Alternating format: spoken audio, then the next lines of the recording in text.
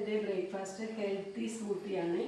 അപ്പോൾ അതിന് ഞാൻ ഓട്സും ഈന്തപ്പഴവും പഴവും പിന്നെ ഡ്രൈ നട്ട്സും കൂടിയാണ്.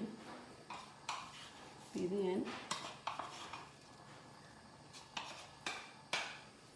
ചൂട് നേർപ്പിച്ച പാലാണ്, ഡൈലൂട്ട് ചെയ്തെടുത്ത പാലാണ് ചൂട്.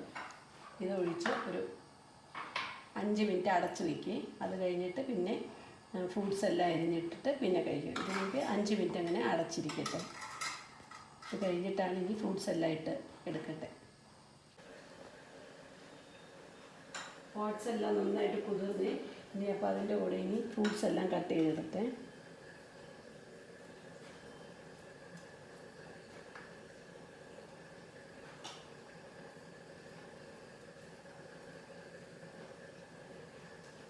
പഴം, ഈന്തപ്പഴം,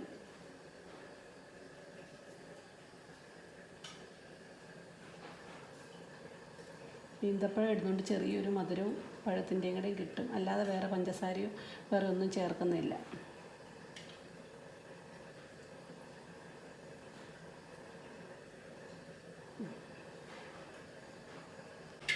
ഇത് ഇനി മിക്സിയിലിട്ടൊന്ന് ബ്ലെൻഡ് ചെയ്യണേ.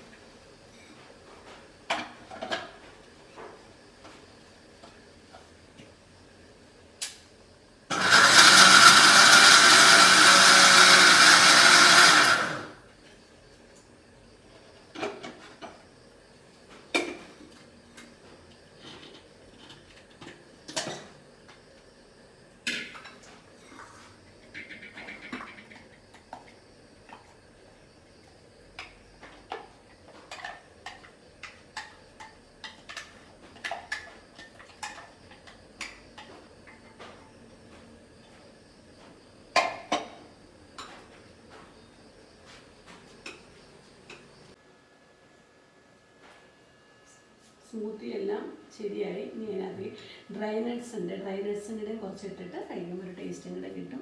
ഡ്രൈ നട്ട്സ് നല്ലതോ, എല്ലാ ഡ്രൈ നട്ട്സും ഉണ്ട്.